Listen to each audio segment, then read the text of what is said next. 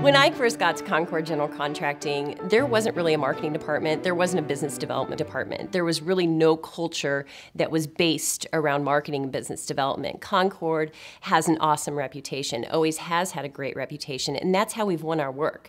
But when I came in, I said, we're not always going to be able to win work based on our reputation. We need to be more strategic about it. I knew how important a marketing plan and a business development plan was. And so I went to my boss and I said, look, I know I'm supposed to be doing proposals. However, I really want to put this together. I'm going to put together a marketing plan. I'm going to put together a business development plan. Everything that I learned in that certification process gave me the skills and gave me the ability to go to my boss and say, this is how I do it. This is how I'm going to do it.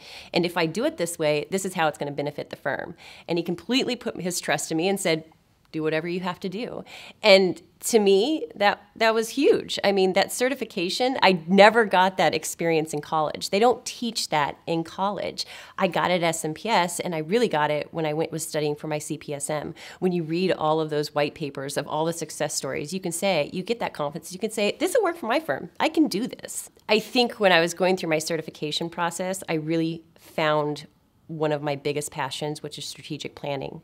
And Concord, being a 42-year-old firm, had never had a strategic plan. And I went to the owners and I told them, this is so important to have a strategic plan. I actually copied one of the white papers out of the marketing handbook. Are we allowed to do that? And I gave it to them. And I said, look, this is what we need for our firm. If we want to be strategic, if we want to be, a competitor for many, many more years to come, we've got to have a strategic plan in place. And again, they took their chance and they said, do it. Have a retreat. Get us out of the office and do it. And they actually, again, they said, okay, we're going to do a retreat. And they said, but we want to have nothing to do with it. You have to lead it all. I wouldn't have been able to do that.